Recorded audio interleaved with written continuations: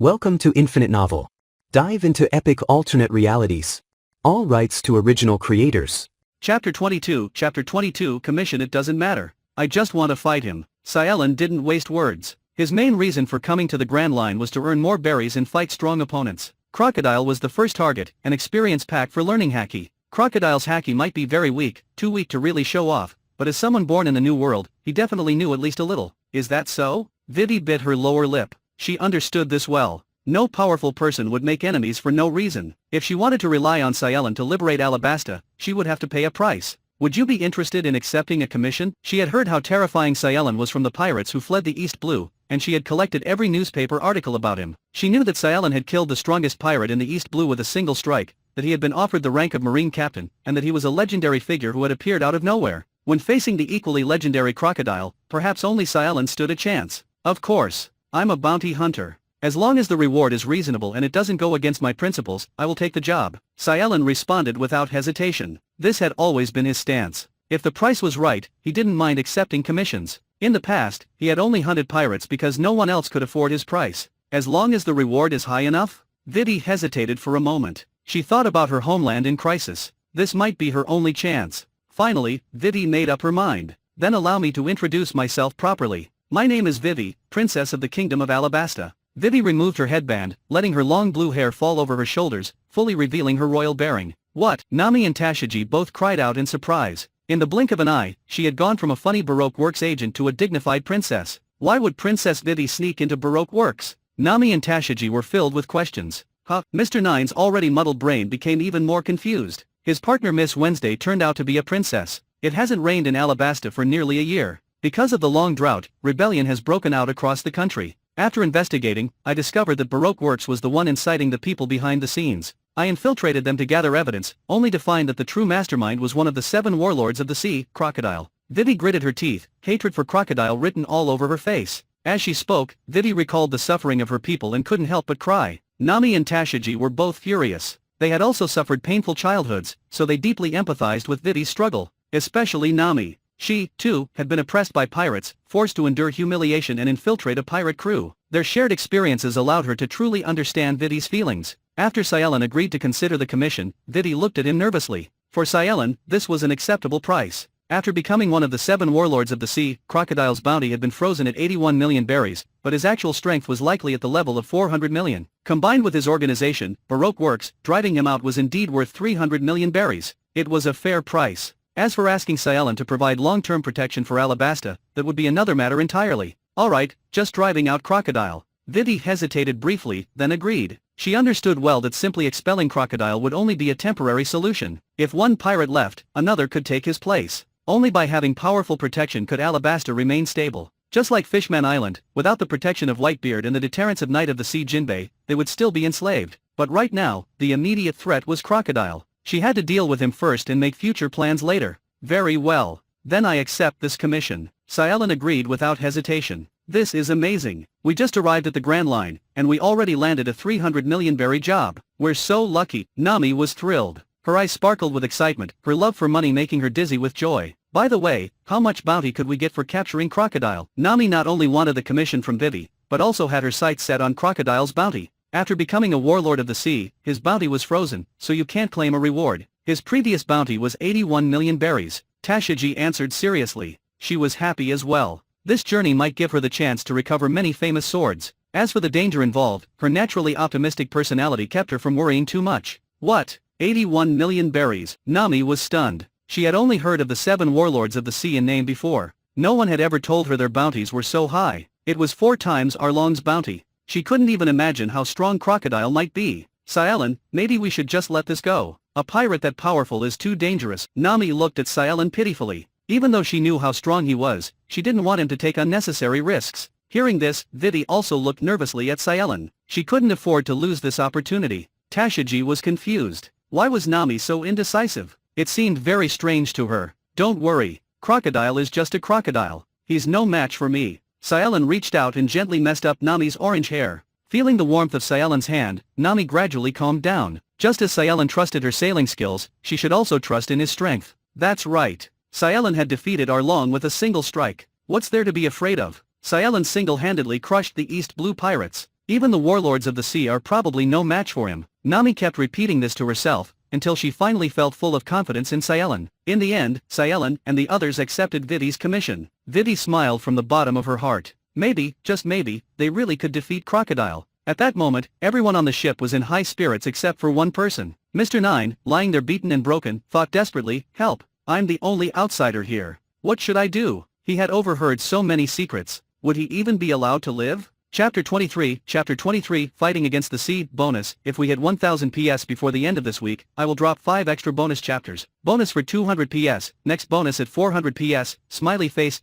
my employer. How should we deal with this guy? Cealan pointed at Mr. 9. Since Vivi had now become a valuable client, the decision regarding the insignificant Mr. 9 was left to her. He is my companion after all, and he has always taken good care of me. Vivi looked hesitant. She had gotten along well with Mr. 9 and didn't want to kill him so easily. Angel, Miss Wednesday, you are truly an angel. Mr. 9 looked at Vivi with tears of gratitude streaming down his face. He was overwhelmed with emotion. Rough him up a bit so he cannot report back for at least 7 days. Vivi turned her back to Mr. 9, frowning as she made her decision. In order not to jeopardize her great mission of saving her country, she had no choice but to make this decision. I understand. Cealan nodded. This kind of small matter was easy to handle. In fact, it didn't really matter whether they let Mr. 9 go or not, because Crocodile had already learned Vivi's true identity. The information Vivi had discovered about Crocodile was simply bait, intended for Nico Robin to fish out their enemies. Will you hate me for this? Cealan walked up to Mr. 9 and looked down at him. Mr. 9's tearful eyes widened as he shook his head frantically. Hate Cealan? How could he possibly dare? Cealan nodded in satisfaction, then, crack, crack, crack, crack. The pain was unbearable. Mr. 9's eyes overflowed with hot tears as his face contorted into a grimace of agony, twisted by intense suffering. Don't be a pirate again. It will only get you killed. Cealan spoke calmly, as if offering a simple piece of advice. I will never be a pirate again. Mr. 9 sobbed, nodding desperately, his eyes full of tears. Being a pirate was far too dangerous. He just wanted to be a good person now. Mr. 9 felt that it would take a lifetime to heal the trauma he suffered in just half a day. Cealan nodded with satisfaction. Another lost lamb saved. His merits were immeasurable. He placed Mr. 9 along with some food onto the small boat they had come in, and the Windrider gradually sailed away. Let's head to Whiskey Peak first. I need to meet with my captain of the guard. After that, we'll go to Alabasta to save my country. Vivi's captain of the guard was still undercover at Whiskey Peak. She had to rendezvous with HAREM first. By the way, do you have a log pose ready? Vivi turned to Nami and asked. This was the first test for any newcomer entering the Grand Line. Without a log pose, it was easy to lose one's way and eventually die at sea. Because some islands in the Grand Line contain massive mineral deposits, the magnetic fields along the route are completely disordered. In this situation, only a log pose unaffected by the magnetic field can be trusted. Vivi patiently explained to Nami. Most newcomers to the Grand Line didn't understand this. She had seen many of them fail. Nami pulled out an ordinary compass, but it was already spinning wildly under the influence of the magnetic field, completely useless. Cealan, do we have a log pose? Nami looked at Cealan, questioning. She was from the East Blue and didn't know much about this. But Nami was not disappointed. As expected, Cealan was well prepared. Don't worry, I have it. Cealan answered calmly and tossed 2 log poses to Nami. These were left behind by the Arlong pirates, 1 ordinary log pose, and 1 eternal pose pointing to the Sabayati archipelago. The log pose was their preparation for traveling the Grand Line, while the eternal pose was their way home. There's no scale, only the island's magnetic field to guide the direction. This is incredible. Nami stared at the log pose in her hand. It was completely different from an ordinary compass. This was a brand new world to her. The log pose needs to be set at Twin Cape, and once you choose a route, you can't change it afterward. Also, each time you reach an island, the log pose needs to recharge from the magnetic field, and the recharge time can range from 1 day to 1 year. With Vivi's guidance, Nami quickly learned how to use the log pose and set their first route toward Whiskey Peak. Then our next destination is Whiskey Peak. Let's go. With a clear goal in mind, Nami felt energized.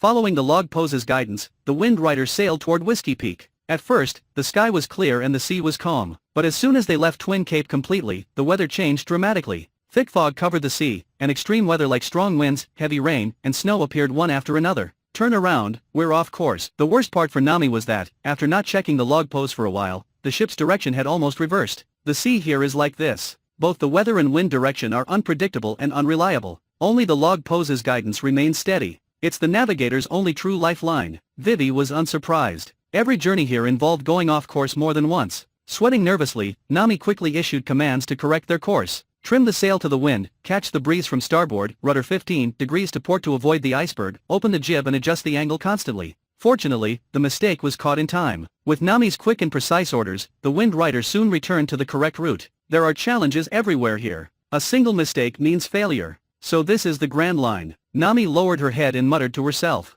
All of her previous navigation knowledge had been overturned on these seas. The skills she had been so proud of seemed powerless here. The series of setbacks left her feeling a little frustrated. Standing on deck, Cealan was enjoying the wonders of nature when he noticed Nami's low spirits. Have confidence. You can handle this. Cealan gently patted Nami's head, giving her the encouragement she needed as a navigator. With her talent, these difficulties were nothing. It was just that, as a newcomer to the Grand Line, she had been caught off guard. You did a really good job. You're the most talented navigator I've ever met. Tashiji gave Nami a big thumbs up, full of genuine admiration. This wasn't just empty comfort. She truly felt Nami's talent. Even when facing extreme weather, her instincts and leadership were outstanding. Compared to the navigators on Navy warships, she was even more impressive. Yes, when it comes to navigation talent, I'd call you the strongest. Vivi also praised Nami sincerely. The only thing she lacked was time and experience. Hearing the encouragement from the three of them, Nami's eyes lit up again. Fighting against the sea, that's the fun of being a navigator. She would follow Cealan and conquer these seas. Ignited with passion, Nami resumed command.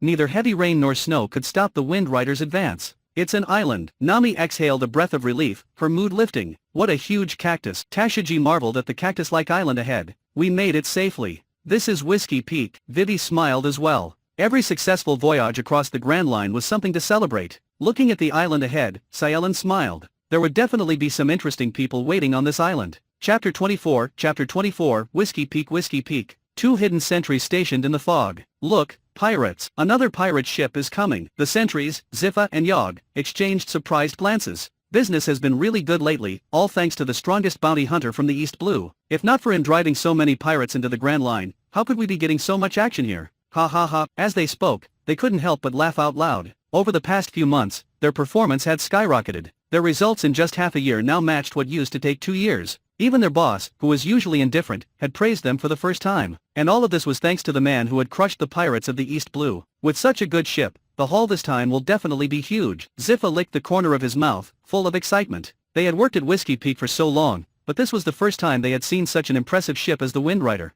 They could hardly imagine how much profit they would make if they successfully captured it. But, could there be a problem? Yog hesitated. A ship like this might not be so simple. What are you afraid of? The people coming through here are always rookies who just set sail, probably deserters from the East Blue. Ziffa didn't care at all. They had done this work for so long, and they had never met anyone they couldn't handle. Then I'll go report to Mr. 8. Looks like we're about to strike it rich. Yog also felt he was overthinking it and quickly went to report. Such a fat sheep couldn't be taken lightly. Soon, all of Whiskey Peak was buzzing with excitement. When the Wind Rider sailed into the inner river of Cactus Island, cheers erupted from both banks. Welcome to the Grand Line. Welcome to our town. Long live the warriors of the sea. The people on both sides cheered enthusiastically, warmly welcoming the arrival of the Wind Rider. Are the people of the Grand Line always this friendly? Nami was surprised. Hearing the cheers of the townspeople, she couldn't help but feel happy. At the same time, Nami felt confused. Twin Cape was the true entrance to the Grand Line, and Mr. 9 and Vivi had tried to rob them there. But now, Whiskey Peak looked like a peaceful paradise. This is great. Looks like we can have a fun, relaxing day. Tashiji smiled, her eyes narrowing into cheerful crescents. Born in the Navy, her sense of vigilance was not as sharp as Nami's. She was completely unsuspecting. However, Cealan had no intention of exposing the truth. Everyone, don't.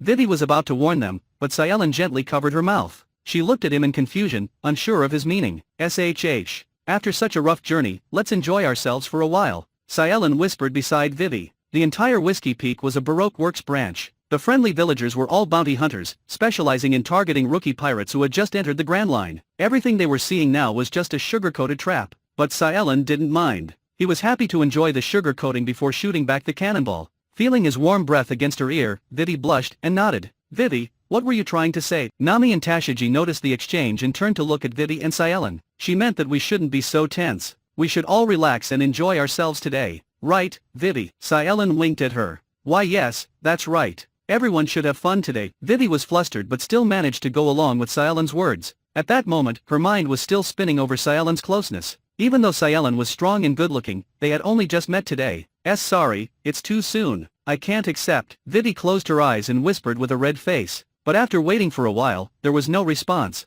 Vivi opened her eyes and realized that no one was on the ship anymore. Vivi, come on down and join us. On the shore, Nami and Tashiji waved at her, while Cealan stood nearby smiling. I'm coming. I'm coming. Vivi was so embarrassed she wished Crocodile would just kill her right then and there.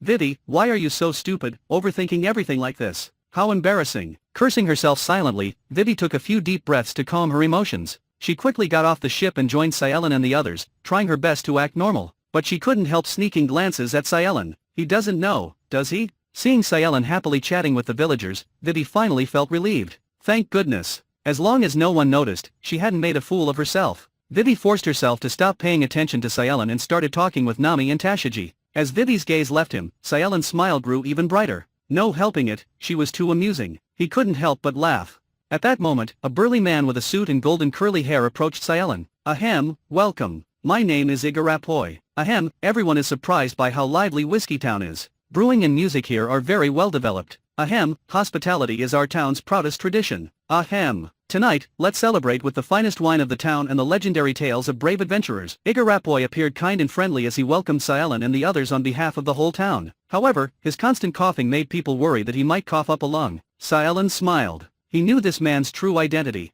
It was Igaram, Vivi's captain of the guard, who was undercover in Baroque works under the codename Mr. 8. Dear warriors, you've been through so much. Please, join us at the banquet and relax. Igaram invited warmly. Nami and Tashigi were still a little hesitant, looking toward Cealan for guidance. Let's go. This is a rare chance to enjoy ourselves. Everyone, relax. Cealan gladly accepted the invitation, pulling Nami and Tashigi into the festival crowd, bringing Vivi along as well. Ahem, that's wonderful. Tonight's banquet will surely satisfy you. Igaram smiled as he watched the group join the festivities, but deep down, he was filled with questions. Why was Princess Vivi with them? And where was Mr. 9? Hey, wait a minute. I haven't asked how long it will take for the log pose to reset here. Nami tried to break free from Cealan's arm, still focused on the important details. I already asked. It'll be ready by tomorrow. Now, just enjoy yourself. Cealan replied confidently, holding Nami with his left hand and Tashigi with his right, while nudging Vivi along with him. When did he ask? Why didn't I hear it? Igaram scratched the back of his head, sensing that something about today's situation was off, but he quickly pushed those thoughts aside. Right now, the priority was figuring out what was going on with Princess Vivi. The sun slowly set over Whiskey Peak, and the banquet to welcome the newcomers began in full swing.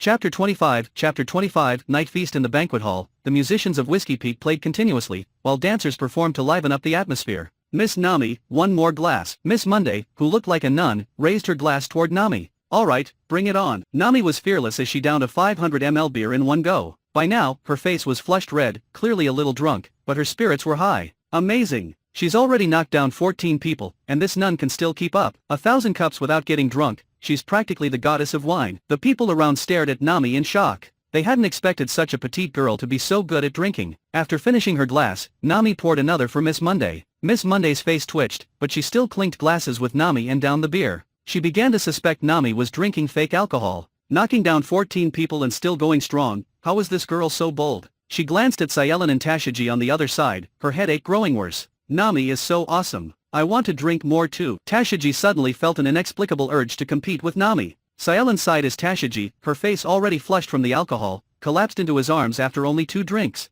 This silly girl, so weak to alcohol, and yet she still wanted to keep drinking. Cealan picked up a piece of barbecue and stuffed it into her mouth. Cealan, this is delicious. Tashigi happily chewed the barbecue, completely forgetting that she had wanted to keep drinking. If you like it, then eat more. Cealan reached to pick up another piece to feed her, only to find the plate already empty. Chef, another 100 servings. Cealan turned his head and called out to the nearby chefs, completely treating the place as his own home. By this point, his table was already piled high with empty plates stacked taller than 2 people, and 3 empty oak barrels stood beside them. Tashigi had only eaten 2 plates of food and drunk 2 beers. The rest of the destruction was entirely Cealan's work. What? Another 100 servings. The 3 chefs were drenched in sweat, their legs trembling. They looked at the 5 fellow chefs already collapsed on the ground, foaming at the mouth, and felt as if they were staring at their own future. Vivi and Igaram sat talking over drinks, occasionally glancing toward Cealan. The other members of Baroque Works had no suspicions, simply assuming the two were exchanging information. After more than 10 minutes, Nami, who had been drinking with 15 people, finally couldn't hold on any longer and collapsed asleep beside Cealan. Among the crew of the Wind Rider, only Cealan remained awake, still eating and drinking while enjoying the performance of the people from Whiskey Peak. The members of Baroque Works were dumbfounded. This man was a complete monster.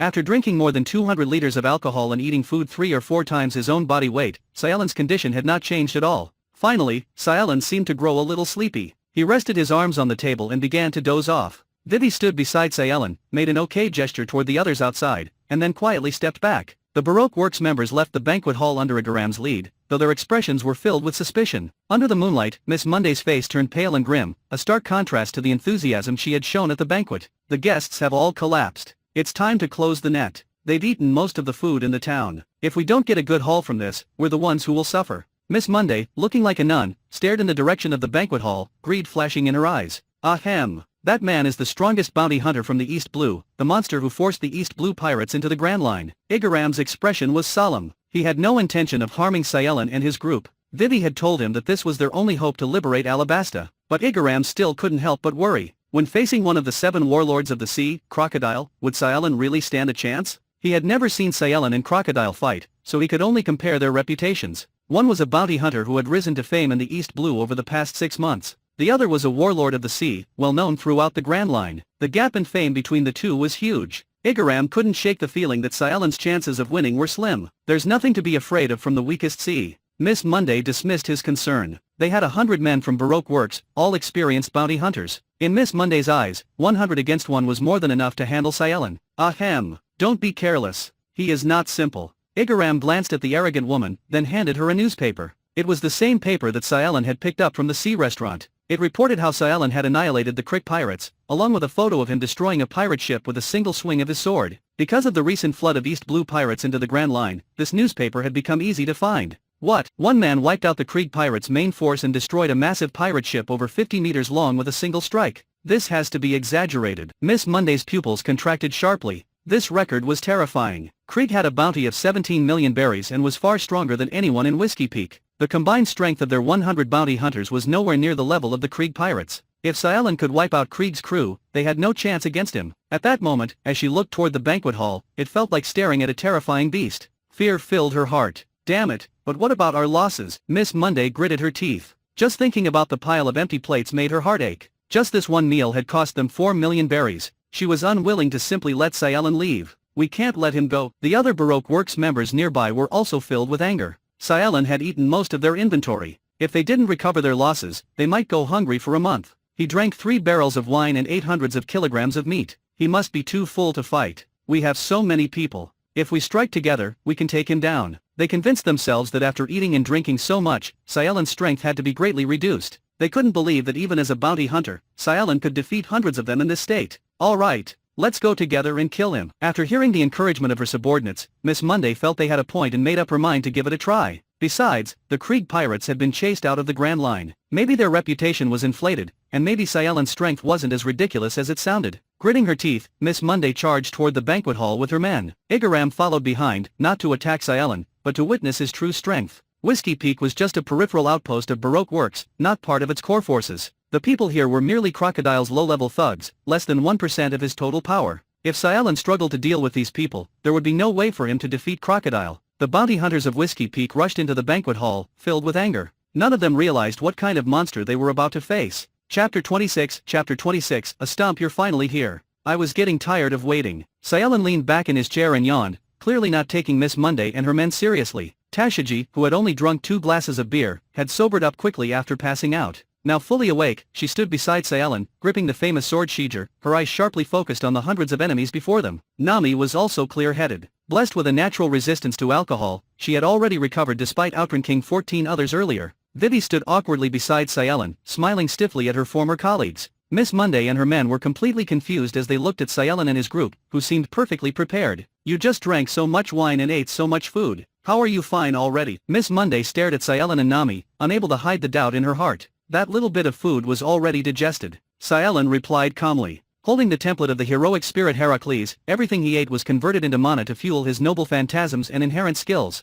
Those meals and drinks had instantly turned into energy the moment they entered his body. For him, it had only been a tasting session. If necessary, even 100 times that amount would have been no problem at all. And that little bit of wine was nothing. Nami casually waved her hand, fully refreshed. Looking at the few people before her, completely unaffected, Miss Monday could only grit her teeth and make up her mind. There's no other way now. Things have come to this. Everyone, go. We have over 100 people, and they are only 3. 100 against 3, we have the advantage. Miss Monday tried to rally her subordinates and was the first to charge forward. The hundreds of bounty hunters roared and charged at Cealan like they had been injected with adrenaline. Driven by desperation, they did manage to create some momentum. Igaram quickly moved to shield Vivi behind him. He couldn't allow the princess to be hurt. Tashigi and Nami also stood ready, prepared to fight alongside Cealan. What a bunch of naive fools. Cealan stood up slowly, pity in his eyes as he looked at the charging enemies. These people had never faced a true powerhouse. They didn't understand that sheer numbers meant nothing before true strength. Cealan raised his right foot and stomped down on the floor of the banquet hall. A massive force surged from his foot into the ground, shaking the entire mountain beneath them. A thin crack opened beneath his feet, spreading outward across the banquet hall. In an instant, the hundreds of bounty hunters charging at them lost their balance and collapsed one after another. In the blink of an eye, except for Miss Monday, who had slightly better strength, the entire group had fallen flat. Miss Monday barely managed to keep her footing, though she almost wished she had fallen. Being the first to charge, she was already standing just 2 meters away from Cealan, her fist raised. But now, standing so close, she couldn't even muster the courage to throw the punch. Miss Monday stared at Cealan, this man who had shaken the very earth. Without hesitation, she followed her instincts, dropping to her knees before him. The other bounty hunters behind her, seeing this, stopped their charge, utterly shaken by what they had just witnessed. Silently, they copied Miss Monday's actions and knelt down in unison inside the banquet hall. Terror filled the hearts of everyone on the ground. How were they supposed to fight such a monster? No matter how many times I see it, it's still unbelievable. Nami gazed at Cealan. She had seen him fight many times before and thought she understood his strength. But every time, Cealan shattered her expectations and delivered a new shock. Tashigi was also excited. She had seen the East Blue Marine Commodore personally trying to recruit Cealan, so she knew how strong he was. But she hadn't expected him to be this overwhelming. She was certain she had chosen the right person to follow. With Cealan, she would definitely be able to find many famous swords. Wonderful. There's hope for Alabasta after all. Vivi's eyes were wide with surprise, her face flushed with excitement. Cealan's display of power was beyond anything she could have imagined. It felt like he belonged to an entirely different world. To think he took out hundreds of people in a single instant. Your Highness is truly lucky to have entrusted such a powerful person. Igaram could hardly close his mouth, amazed by Vivi's good fortune. He had expected that even if Cealan was strong, it would take him at least a few rounds of fighting to handle so many opponents. But in the end, Cealan had merely stomped his foot, and the 100 bounty hunters were already kneeling. This unexpected strength let Igaram see a glimmer of hope. Alabasta could be saved. Seeing the stunned expressions of everyone around, Cealan didn't show the slightest bit of pride. He stretched lazily. For him, dealing with these people wasn't even enough to count as a warm-up. Thank you for the banquet. I enjoyed it very much. I'll be sure to make good use of your bounties. I'll exchange every berry of it for food. Nothing will go to waste. Cealan smiled, clearly in a very good mood. Though these bounty hunters were pitifully weak, their performance as entertainment had been excellent. If the road ahead was always this considerate, feeding him well and then handing over their bounties, things would be just perfect. Looking at the cheerful Cealan, Miss Monday, and the 100 bounty hunters felt utterly crushed. Not only had he eaten most of their food, but now he was going to cash in their heads for berries. It felt like having their hearts ripped out. But they had only themselves to blame for being so blind, daring to provoke someone they couldn't afford to mess with. At this moment, regret filled their hearts. If they had just let Cealan and his crew leave, the worst they would have suffered was losing some food. But now, because of their arrogance, they had gotten themselves caught up in disaster. Still, Miss Monday clung to one last shred of hope. She couldn't count on Miss Wednesday or Mr. 8 anymore. She suspected Igaram had betrayed them, though she didn't know the details. Her real hope now lay with Miss Valentine and Mr. 5, 2 senior agents of Baroque Works. She had informed them the moment the Wind Rider arrived, hoping to earn credit. Originally, she wanted those 2 to take the ship as a prize, but now they had become her last lifeline. Judging by the time, they should be arriving soon. Miss Monday lowered her head, a gloomy smile on her face. Compared to the lower ranks of Whiskey Peak, those 2 were truly on another level. Both were devil fruit users. No matter how strong Cealan was, there was no way he could defeat them. But when she recalled the power of Cealan's stomp, a flicker of uncertainty flashed across her mind. Surely they could defeat him, right? The best light novels are waiting for you here. Don't miss out. Subscribe on Infinite Novel now.